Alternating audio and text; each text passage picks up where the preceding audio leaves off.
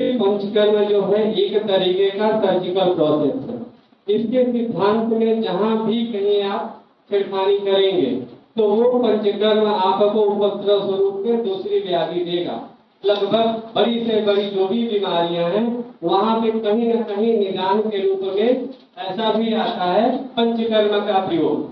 आप लोग पढ़ते होंगे तो उसमें ये चीजें कहीं न कहीं दिखा देता है कि पंचकर्म का गलत प्रयोग जहां हुआ वहां वो उपद्रव स्वरूप कर दिया। तो सिद्धांत के साथ कभी छेड़खानी नहीं करना है। जब भी आपको जाना है सिद्धांत के साथ, जो आपका सिद्धांत है। To protect and keep is no time people. ठीक है, जो आदमी कहता है हमारे पास समय नहीं है, उस आदमी का रक्षा भी करना है और उसको सही करना है। ठीक है, तो यहाँ पे हम लोग पंचकर्म को एक चीज समझते हैं। Panchakarma is an eliminative speciality for the accumulated toxin in the body. शरीर में आपके खान पान की वजह से, आपके आहार की वजह से, आपके विहार की वजह से जो टॉक्सिन, जो वेस्ट मटेरियल इकट्ठे हो गए, आप लोग जानते होंगे जो हम लोग खाना खाते हैं आहार रस बनता है। आहार रस से फिर क्या होता है, वहां दो चीजें डिवाइड होती है, चार भाग और चार भाग। ये बनना ही बनना है, नेचुरल फिनोमिना। ठीक है, लेकिन अगर आपने गलत आहार विहार किया तो उसमें क्या होगा, पित्त भाग ज्यादा बनेगा, चार भाग कम बनेगा। जब पित्त भाग ज्यादा बनेगा अपनी नॉर्मलिटी के हिसाब से तो आपके शरीर में व्याधि उत्पन्न करेगा, कहीं न कहीं कमी न कमी। पहले समय लेकर के करें, करना ही करना है। ठीक है, तो आजकल को जो हमारा सिचुएशन है, हम 10 बजे तक सोते हैं, लेट नाइट जगते हैं, मोबाइल पे कंटिन्यूअस प्रयोग करते हैं ना, देखते रहते हैं। तो वो जो चीजें हैं असात तो इंद्रियार्थ संयोग बोला हुआ है, इंद्रियों का असात में। ठीक है ना, इंद्रियों का मिस यूज करना। घंटे भर से हम देखे जा रहे हैं किसी चीज को, मोबाइल को, उसकी जो रेज है हमारे आंखों के ऊपर क्या करेगा, प्रभाव डालेगा। वो सही प्रभाव नहीं डालेगा, वो गलत प्रभाव डालेगा। ठीक है, हम खड़े रह रहे हैं 10 घंटे से लगातार खड़े हैं। ठीक है, उसके बाद में वो भी चीजें कंटिन्यूअस आप खड़े हैं, वो भी एक गलत प्रभाव डालेगा। तो हमारे आहार विहार में ये सब चीजें शामिल हो चुका है। उस चीज को हम बंद नहीं कर सकते हैं, लेकिन उसमें कुछ मॉडिफिकेशन कर सकते हैं। उस चीज को समझ करके उस चीज पे ध्यान दे सकते हैं, क्योंकि मॉडर्न टाइम आ गया है, हमको मॉडर्न टाइम के साथ भी चलना है। अगर हम मोबाइल नहीं देखेंगे, लैपटॉप नहीं देखेंगे तो अभी करेंट सिनारियो में क्या चल रहा है वो हमें पता नहीं चलेगा, उसकी भी जानकारी हमें लेनी है। तो हम देखें, लेकिन उसके लिए हमको क्या करना है, थोड़ा सा गैप देना है, थोड़ा सा रिलैक्स देना है। तो पंचकर्म क्या है कि उसी वजह से जो हमारे गलत मिथ्या आहार विहार की वजह से टॉक्सिन्स बॉडी में इकट्ठा हो चुका है, उसको बाहर निकालने का प्रोसेस है। ठीक है, लेकिन पेशेंट कहता है कि हमारे पास समय नहीं है। अगर हम एक हवन कराने के लिए जाते हैं तो उसके कम से कम 5 दिन से 7 दिन का स्नेहपान होता है, 3 दिन का 1 दिन का अभ्यंग होता है, फिर वमन होता है, फिर संसर्जन करना, 10 से 12 दिन लग जाता है। जो IT सेक्टर का आदमी, जो जॉब वाला हो, मिडिल क्लास फैमिली हो, 12 दिन अगर घर बैठ जाएगा तो फिर खाएगा क्या, और फिर आपको पैसे क्या देगा, है ना। तो उसमें फिर हम लोगों को ध्यान देना है कि किस तरीके से काम करें। ठीक है, तो उसके लिए आपको जरूरत क्या है, जब भी आप BMS कंप्लीट करके बाहर निकलते हैं तो बहुत लोग सोचते हैं कि अब क्या करेगा। ठीक है, 5.5 साल आप आयुर्वेद का गहन अध्ययन करेंगे। 5.5 साल तक आपके पास जो संहिता दी हुई है, चरक संहिता है, सूत्र संहिता है, अष्टांग हृदय है, उसमें से कोई सी भी एक संहिता को पकड़िए और उसको आत्मसात करिए कि हाँ ये संहिता हमारी है। तो कश्यप संहिता को पकड़ लो, सुश्रुत संहिता को पकड़ लो, चरक को पकड़ लो, जिसमें जिसको इंटरेस्ट हो, एक पथ पर चलना, एक मार्गी बनना। ऐसा नहीं है कि चरक भी पकड़ लिया, सुश्रुत भी पकड़ लिया, अष्टांग भी पकड़ लिया, फिर कंफ्यूजन होगा, फिर आप कुछ नहीं कर पाएंगे। ठीक है, तो एक चीज को पकड़ना है, उसके हिसाब से आगे का कार्यक्रम करना है कि हमको किस तरीके से चले। तो अपने अध्ययन बढ़िया से किया, आपको दोष दोषी के बारे में अच्छे से पता है। ठीक, अब आप BMS पास करके निकल रहे हैं, एक छोटा सा चैम्बर डालिए और वहाँ पे एक छोटा सा एक रूम, ज्यादा नहीं, लैट्रिन बाथरूम अटैच हो, बहुत ज्यादा फ्लश की भी जरूरत नहीं है। 14 से 12 बाई 14 फीट का एरिया हो, लैट्रिन बाथरूम उसके साथ अटैच हो, एक छोटा सा रूम अपने चेम्बर के साथ बनाना, उसमें सारी सुविधा है। आप उसमें भ्रमण करा सको, उसमें आप शिरोधारा करा सको, उसमें आप नृत्य दे सको, ठीक है। इससे एक रूम से आपको तैयारी करनी है। जब एक रूम से तैयारी करेंगे, पेशेंट पे काम करना चालू करेंगे, पेशेंट को रिस्पॉन्स मिलेगा, आपके पास भीड़ इकट्ठी होती जाएगी, आपके पास कितना पैसा होगा कि आप वहाँ पे मल्टी स्पेशलिस्ट हॉस्पिटल भी तैयार कर सकते हैं। लोग करते हैं, कर सकते नहीं, करते हैं। अभी आप जितने भी बढ़िया वैद्य हैं पूरी इंडिया में, कोई सा भी वैद्य हो, वो आके कहता हो कि बहुत बड़ा हूँ, बहुत पैसे कमा रहा हूँ, आप उनसे पूछिएगा, उनके पास एक पंचकर्म थेरेपी रूम होगा, 5 रूम का, 6 रूम का, 10-12 थेरेपी उनके यहाँ कर रहे होंगे, ठीक है। तो आपको एक रूम चाहिए, उस रूम में सारी जो भी आपके पंचकर्म से रिलेटेड सामान है, कमल कराने से रिलेटेड, विरेचन कराने से रिलेटेड, भक्ति कराने से रिलेटेड, नर्सिंग कराने से रिलेटेड, सारे के सारे आपको प्रोसीजर के सामान आपके पास होने चाहिए। उसके बाद में एक मेल और एक फीमेल थेरेपी, ठीक है। एक अभ्यंग क्रिया को छोड़ करके बाकी सारी क्रिया आप खुद कर सकते हैं एज ए वैद्य। एक अभ्यंग क्रिया के लिए थोड़ी सी मैन पावर की जरूरत होती है, उसमें मेहनत लगता है, अगर आप वो करेंगे तो फिर आप कैसे कब देखेंगे। तो इसलिए स्टार्टिंग में आप अपने पास एक मेल थेरेपिस्ट, एक फीमेल थेरेपिस्ट रखना है, ठीक है। वमन आप खुद करा सकते हैं अपनी निगरानी में, विरेचन करा सकते हैं, नस आप खुद कर सकते हैं, जीरोधारा कर सकते हैं, ठीक है। अभ्यंग के लिए उस थेरेपिस्ट या उस हेल्पर की जरूरत है। उस हेल्पर को अपने आप जो फार्मेसी आपने बना रखा है वहां पे भी रख सकते हैं। सुबह का टाइमिंग आप पंचकर्मा के लिए रखिए, 10 बजे का टाइमिंग आप अपनी ओपीडी देखने के लिए रखिए। ज्यादा इन्वेस्टमेंट नहीं हो रहा है, कम इन्वेस्टमेंट है और प्रॉफिट आपको उससे ज्यादा मिलेगा, इतना मिलेगा कि आप सोचेंगे भी नहीं, ठीक है। अब आता है what procedure can be done at OPD basis. OPD basis पर हम कौन कौन सा प्रोसीजर कर सकते हैं। जो भी पंचकर्म है कहीं भी पर अभी बुक के हिसाब से पढ़ेंगे तो आपको क्लासिकल पंचकर्म लंबा टाइम 12 दिन 15 दिन के लिए करना है, ठीक है। तो ओपीडी बेसिस पे हम क्या कर सकते हैं, इनफैक्ट आप लगभग सारी के सारे प्रोसीजर जो है ओपीडी बेसिस पे कर सकते हैं, लगभग सारे के सारे प्रोसीजर, ठीक है। लेकिन यहाँ पे फिर से लेकिन आ रहा है, ठीक है। प्रोसीजर स्टार्ट करने से पहले 3 बार 4 बार 5 बार 10 बार आपको सोचना है रोग के बारे में, रोगी के बारे में और आयुर्वेद चिकित्सा सिद्धांत के बारे में। जैसा कि मैंने कहा पंचकर्म बहुत इजी भी है और बहुत मुश्किल है। जहां आपसे गलती हुई आप पेशेंट के साथ खिलवाड़ करेंगे, कहीं ये गलती नहीं करना है। हमारे सिद्धांत ने बोला है निर्वात प्रदेश में आप वमन कराइए। आप ये नहीं सोचिए कि अब पेशेंट कर रहा है तो चलो बाहर आंगन में बैठा दिया वमन कर। बहुत सारे वीडियोज आपको मिल जाएंगे, बहुत सारे ऐसे करके मिलेंगे। कैंप करते हैं, भाषांकित वमन कैंप, और एक साथ 10 लोगों को बाहर ग्राउंड में बैठा देते हैं और वमन करा रहे थे। वो दिखाने के लिए, उनका एडवर्टाइजमेंट करने के लिए अच्छा हो सकता है, लेकिन वो उस पेशेंट के लिए अच्छा नहीं हो सकता है, ऐसा मेरा मानना है। उनका अपना क्या सिद्धांत है वो नहीं पता। इसलिए जब भी आप ओपीडी बेसिस पे पंचकर्म करना है तो आपको रोग के बारे में, ये रोग क्या है, इसे हम वमन करा सकते हैं, विरेचन करा सकते हैं, भक्ति करा सकते हैं, क्योंकि हमने आपको 5 कर्म करके बताया कि ये पर्टिकुलर दोष के लिए ये प्रोसीजर है। तो आपको डायग्नोसिस आनी चाहिए कि ये इसमें कफ प्रधान पित्त है या पित्त प्रधान वात है। अगर कफ प्रधान पित्त, कफ और पित्त दोनों हो और पित्त और वात दोनों हो तो आप क्या सोचेंगे, पित्त के लिए तो सर ने विरेचन बोला, हम कफ प्रधान पित्त में वमन करवा रहे हैं, ठीक है, या पित्त प्रधान वात में बस्ती के लिए सर कर रहे हैं।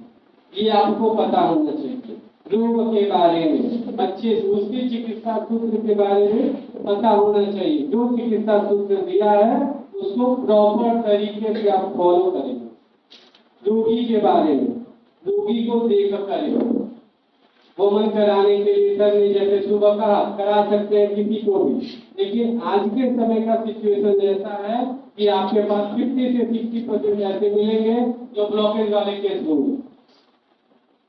ठीक है, तो वमन कराने से पहले उसका लिपिड प्रोफाइल चेक कराइए, उसका लिवर फंक्शन चेक कराइए कि जो आप ड्रिप दे रहे हैं वो डाइजेस्ट कर सकता है या नहीं। उसको किसी तरीके का ऐसा तो प्रॉब्लम नहीं है, कोई पहले का हृदय विकार तो नहीं है। अगर उस कंडीशन में आपको वमन कराएंगे, आपको पता नहीं है, आपने कहा कि कफ में तो वमन कराना है, हमने वमन करा दिया, तो वो आपको नुकसान करेगा, आपकी यश की हानि कराएगा। तो हमेशा इस चीज को सीखना है। फिर आयुर्वेदिक चिकित्सा सिद्धांत के बारे में आपको सीखना है। चलिए, चिकित्सा क्या है और सिद्धांत क्या है, ऐसे डिफिनेशन है एक है। ठीक है, जनरली आयुर्वेद में चिकित्सा सिद्धांत पीछे बोल रहे हो आप लोग? No sir. आयुर्वेद में चिकित्सा सिद्धांत क्या है? कॉमन बहुत सारे हैं लेकिन कुछ कॉमन है। दोष प्रत्यानिक सिद्धांत, दोष की चिकित्सा करना। ठीक है, व्याधि प्रत्यानिक सिद्धांत, व्याधि की चिकित्सा करना। श्रोतोदृष्टि सिद्धांत, श्रोतोदृष्टि की चिकित्सा करना। ठीक है, आवरण चिकित्सा सिद्धांत, आवरण की चिकित्सा करना। पंचभौतिक सिद्धांत, कौन से भौतिक? अभी जो नया चला हुआ पंच महाभूत की चिकित्सा बहुत सारे वैद्य लोग कर रहे हैं, ये निकला आयुर्वेद से ही है, लेकिन हम अपने थेरेपी बना करके उसको आयुर्वेद के साथ अलग कर लेते हैं। ये हमारा थेरेपी है पंचभौतिक सिद्धांत, पंच महाभूत सिद्धांत है ना, सामान्य विशेष सिद्धांत।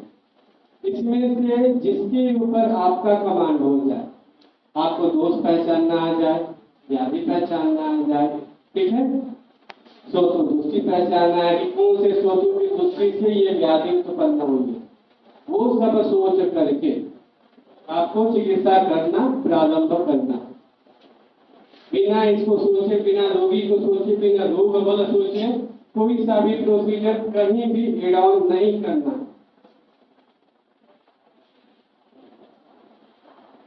कोई सा भी प्रोसीजर कहीं भी एड ऑन नहीं करना। ठीक है, उसके बाद अब आते हैं हम लोग पंचकर्म का। मैंने कहा कि जनरल ओपीडी के बेसिस पर कैसे कर सकते हैं, क्योंकि ये बड़ा प्रोसीजर है, इसको आईपीडी लेवल पे ही करते हैं, पेशेंट को एडमिट करते हैं।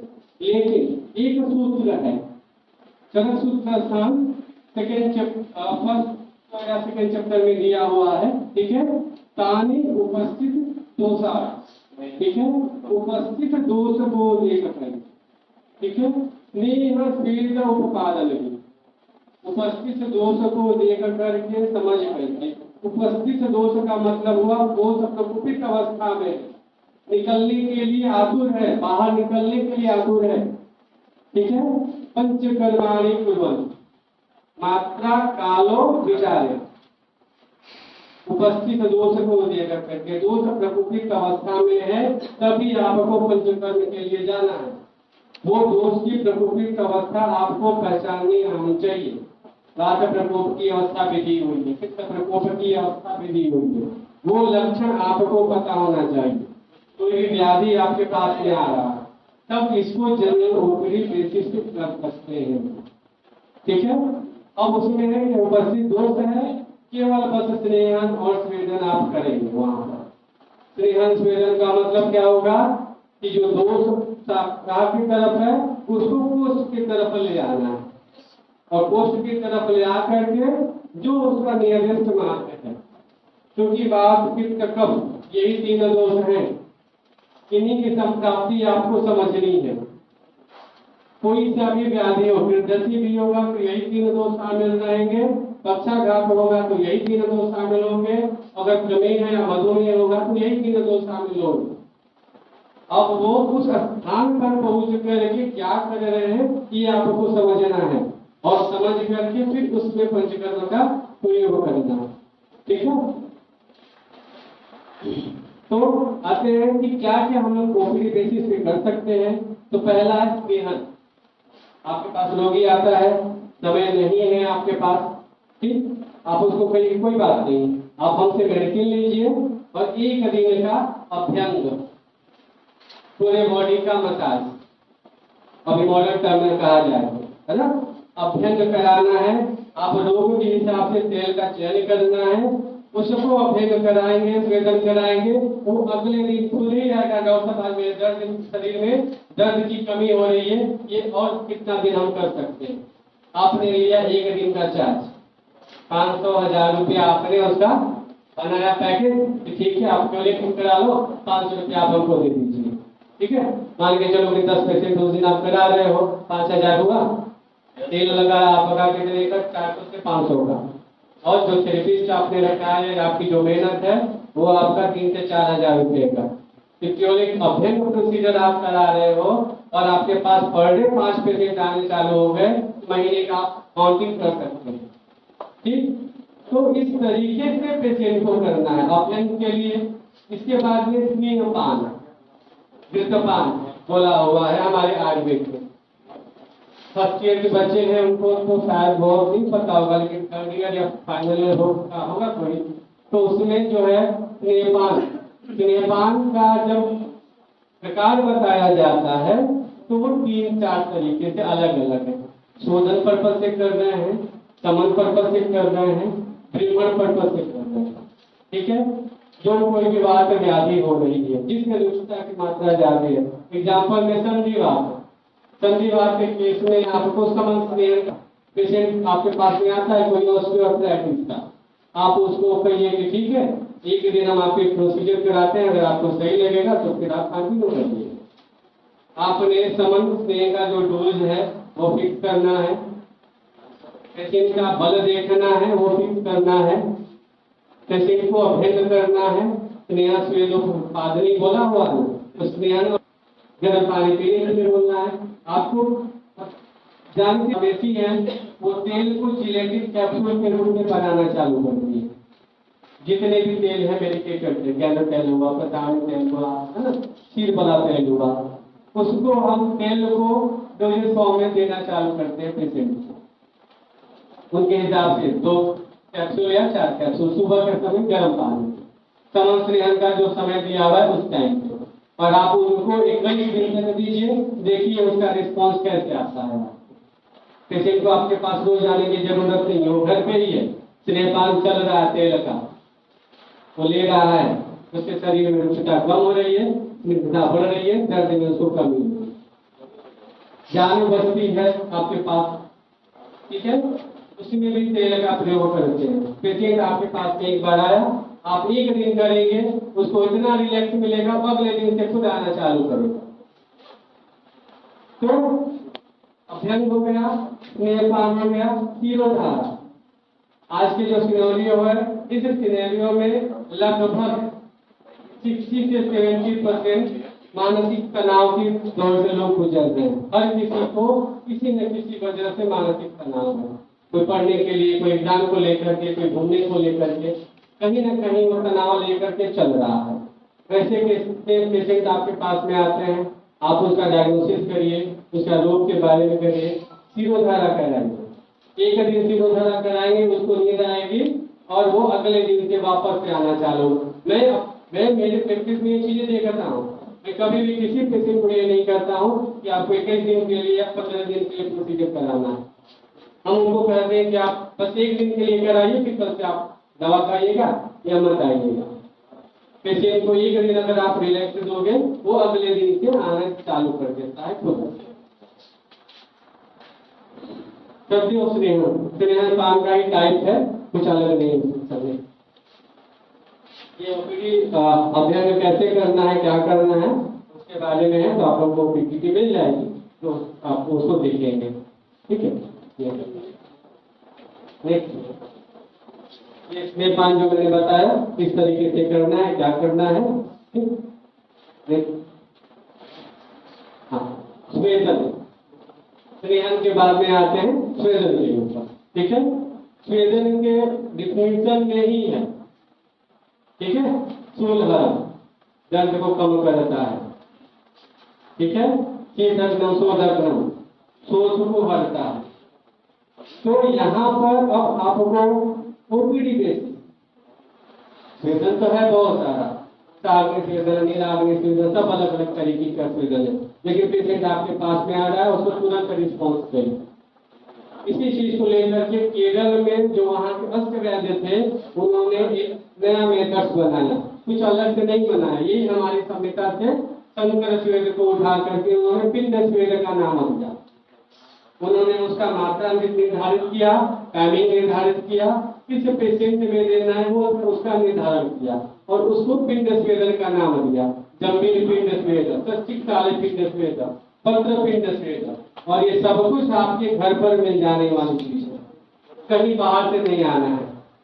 पत्र पिंड स्वेद बनाने में जो पत्ते का पिंड का स्वेद होता है उसके से 150 से या 200 रुपया जो है लगेगा, उससे ज्यादा नहीं लगेगा एक पोटली बनाने में।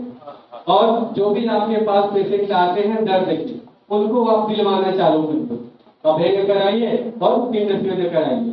500 रुपया 1000 रुपया अपना चार्ज करिए एक दिन का, उनका रिस्पॉन्स देखिए। कुछ नहीं हो तो पोटली बनाइए, पोटली बना करके वो दिन स्वेदन कराइए और उसको दे दीजिए।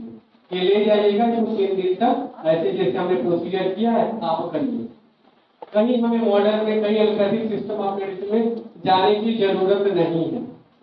इसी से आपको आराम मिलना चालू हो जाएगा। और उसके साथ साथ में जो आपकी समान औषधि है वो आपको देना होगा। जो समान औषधि का जो टाइम लगता है, लोग कहते हैं आयुर्वेद में समय लगता है, उस समय से बचने के लिए इस पंचकर्म का साथ में प्रयोग करना है और उस दवा को देना है। समय की भी बचत होगी और पेशेंट को आराम होगी। तो इसमें जो है नाड़ी स्वेदन, केली पंचकर्म में धारा पिंड स्वेद, पत्र पोटली, जंबीर पिंड स्वेद, सस्तिक साले पिंड स्वेद, सारे जो है आप प्रयोग में कर सकते हो। उसके अलावा बालुका स्वेदन, जहाँ रुक्षता की जरूरत है, रुक्ष स्वेदन की। अब ये आपको समझना पड़ेगा, ये आपको कोई भी वैद्य कोई भी डॉक्टर नहीं बताएगा कि बेटा अब किस समय आप इसका प्रयोग करिए, ये आपकी युक्ति बताएगी। वो आपको पता होना चाहिए कि कब आवरण है, कहाँ पर आम है।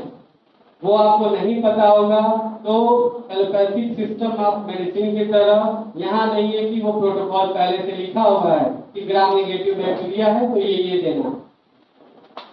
हमारे आयुर्वेद में हमारे एक्सपीरियंस से हमारी चीजें शामिल होती हैं। लक्षण हमको पता होना चाहिए, पाचन की वृद्धि का लक्षण दिया हुआ है तो उसको आपको पता होना चाहिए। अब कंधे में दर्द हो रहा है और कमर में दर्द हो रहा है, दर्द दोनों जगह हो रहा है, बोलो बोल हो रहे हो? कंधे में दर्द हो रहा है और कमर में दर्द हो रहा है, ठीक है। कंधे में भी बात है और कमर में भी बात है, लेकिन दोनों के स्थान पे अंतर है। गर्दन में जो दर्द है किसका स्थान है? कफ का स्थान है, तो यहाँ पर वात के साथ साथ में कफ रहेगा।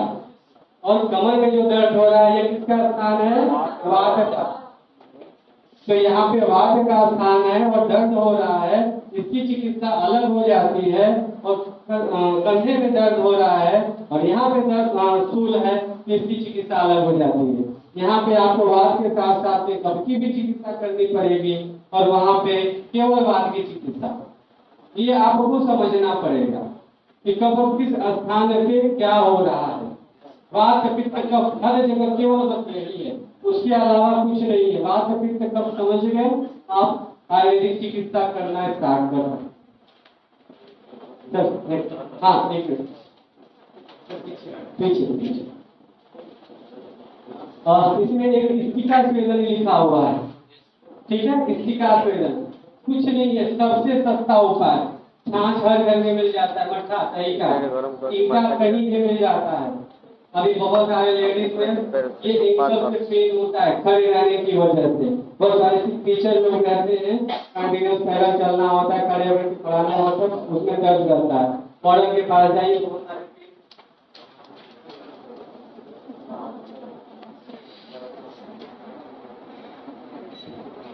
मॉडल के पास जाइए, बहुत सारे पेंसिलर आपको मिलेंगे। इसमें कुछ नहीं करना है, उस ईंट को गर्म करना है, उसके ऊपर छाछ डालना है, और उस छाछ के डालने के बाद में जब रेड ईट हो जाए तो उसके ऊपर छाछ डालिए। उस छाछ डालने के बाद उसमें से वेपर्स धुएं निकलेंगे। जो पेशेंट हैं उनके पैरों में पहले स्नेहन दीजिए और पैर को उस धुएं पे रखने के लिए बोलिए। ठीक है, 7 दिन से लेकर के 14 दिन तक केवल प्रोसीजर कराइए। रिजल्ट देखिए कैसा रिजल्ट मिलता है। कॉस्ट क्या है? कुछ नहीं, एक तरीके का जीरो। आपकी मेहनत है, टीका तो कई रास्ते में उठा लेंगे। ठीक है, उसका भी आप चाहें तो 500 रुपया 1000 रुपया रगड़ करके और आप मार्केटिंग कर सकते हैं। पेशेंट आपके पास में आएगा, एक दिन आप प्रोसीजर करेंगे, बाद में ईट और वो मट्टा दे दीजिए, घर में ले जाइए और करते रहेंगे। ये ईट हमने अलग मिट्टी से बनवाया है, उसको बताने की जरूरत नहीं है कि वो हमने कहीं चीज उठा करके आपको दे रहे हैं। ये हमारे पास अलग मिट्टी है, उसमें कुछ मेडिसिन मिले हुए हैं और उसका बना हुआ ईट है। तो ईट का पैसे कमाइए। लोग अभी अमेज़न पे चल रहे हैं, 400 मिलता है ईट का। उसी तरीके से आप उस ईट को बढ़िया से पैकेजिंग करके और प्रयोग कर सकते हैं। ठीक है, वमन ठीक है। वमन पे आते हैं। वमन एक क्लासिकल प्रोसीजर है, कभी भी चिकित्सा के लिए प्रयोग करते हैं और बहुत ही इजी भी प्रोसेस है और बहुत ही कॉम्प्लिकेटेड प्रोसेस है। दोनों चीजें प्रोसेस करोगे तब पता चलेगा क्या होता है। अगर आप दे रहे हो वामन तरफ से आपने दिया हुआ है, वसा का एक पार्टिकल भी अंदर रह गया तो जब तक निकल नहीं जाएगा तब तक आपको उल्टी कराएगा। आप सोचेंगे कि बस अब तो हो गया, अब हमने कर दिया 8-10, लेकिन जब तक वो बच्चा का कण है जब तक रहेगा तब तक उल्टी कराएगा। तो ये चीजें आपको पता होनी चाहिए कि कब हम निकल गया और नहीं निकल रहा है तो क्या करना है। ठीक, अब इसको ओपीडी बेसिस पे कैसे कर सकते हैं? तो एक महाराष्ट्र में कुछ पूर्ववैद परंपरा है, वहां पे रेफरेंस तो चरक का ही है। वही उपस्थित दोष को देख करके स्नेहन स्वेदन करके और मात्रा काल का विचार करके पंचकर्म कराना। डायरेक्ट इसका कहीं रेफरेंस नहीं मिलेगा, न ही कोई वैसे बताएगा, लेकिन वो जो है रेफरेंस वो है। अगर आपके पास में कोई ऐसा पेशेंट आ रहा है जो जिसको तुरंत जैसा टेंडेंसी हो रहा है, अब आप कहिए कि नहीं अभी आप रुकिए, मैं आपको दीपन पाचन दूंगा, स्नेहपान कराऊंगा, अभ्यंग कराऊंगा, 7 दिन आपके पास रुकेगा, कभी नहीं रुकेगा। तो वैसे कंडीशन में बस आपको उपस्थित दोष पता होना चाहिए। एक कर्म आया है सत्यो वमन का, 3 से 4 घंटे का प्रोसीजर है, कुछ नहीं करना है। पेशेंट आपके पास में आए, आपने डायग्नोसिस कर लिया है, ठीक, अभ्यंग कराया, स्वेदन कराया और जो भी वमनोपक द्रव्य बोले हुए हैं, जो भी वमनोपक द्रव्य बोले हुए हैं उस वमनोपक द्रव्य से आपको वमन करा देना है। ठीक, उसमें किसी भी तरीके का उपद्रव नहीं होगा तो उससे शोधन हो जाएगा। ठीक है, तो इसको भी आप ओपीडी बेसिस पे कर सकते हैं।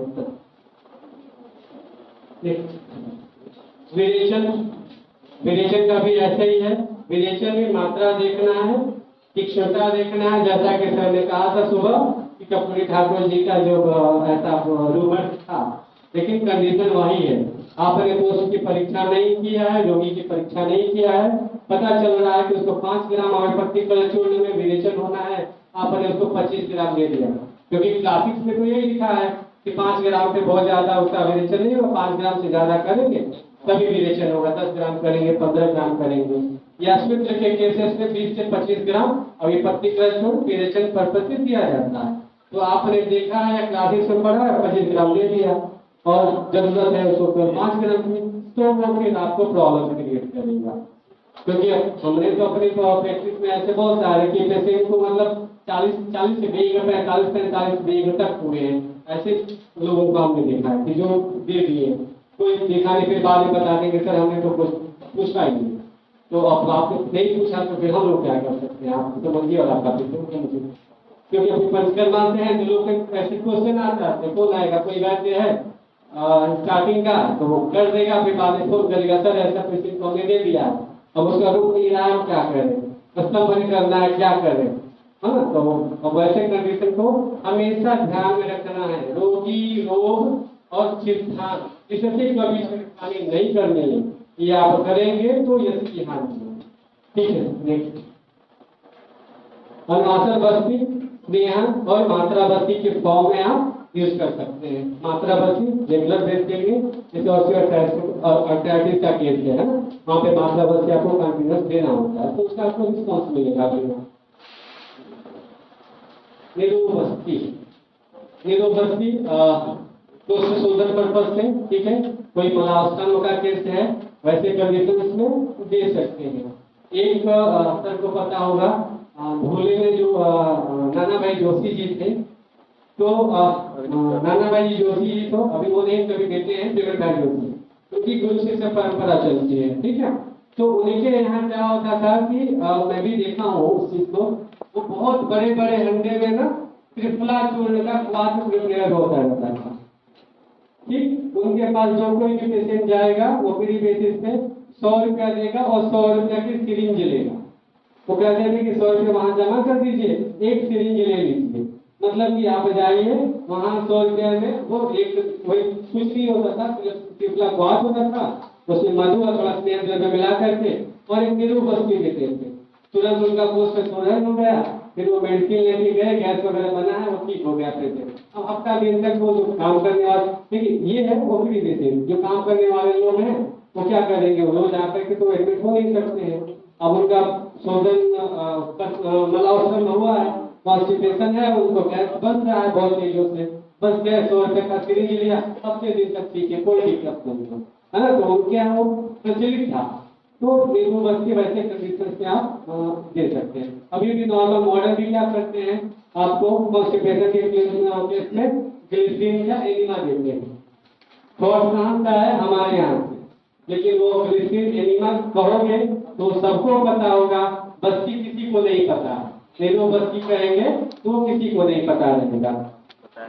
ठीक है, नस्य, नस्य भी आप डेली बेसिस को प्रतिमास नस्य के रूप में प्रयोग कर सकते हैं। रक्त मोक्षण, जैसा कि मैंने बताया, शिरावेदन, आप चतुर्थ दोष रक्त को मानते हो, शिरावेदन कर सकते हैं। बहुत सारी स्किन डिसीज या इन्फेक्शन वाले कंडीशन में वहां पे शिरावेदन करिए। जलोकावचरण, इसके सर का कल लेक्चर हुआ था, एक राजहस्त, ठीक है ना, लगभग 1.5 फीट तक की दूरी, एक जलोका को लगाएंगे लगभग 1.5 फीट तक की सराउंडिंग डायमीटर में जितने भी रक्त का दुष्टि हुआ रहता है वो उसको सक करता है। अगर आपको मान लीजिए यहाँ पर है कोई प्रॉब्लम स्किन का और आप उसके 1.5 हाथ की दूरी तक लगाते हैं तो उसमें आपको रिस्पॉन्स मिलता है।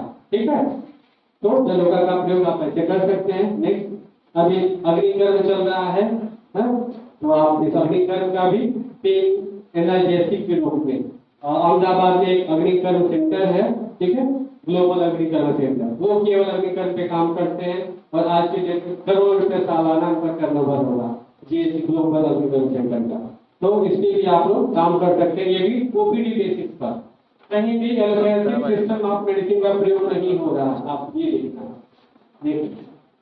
ठीक है, तो ये सारी चीजें, बाकी कुछ डाउट रहेगा तो हम लोग शाम को मिलेंगे, तो आप पूछ सकते हैं, थोड़ा समय का अभाव है।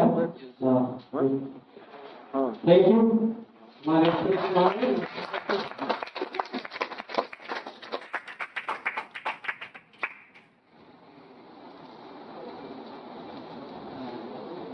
बहुत बहुत आभार सर आपका, आपने हमारे ज्ञान का वर्णन किया। सर ने आयुर्वेद जगत में पंचकर्म की महत्व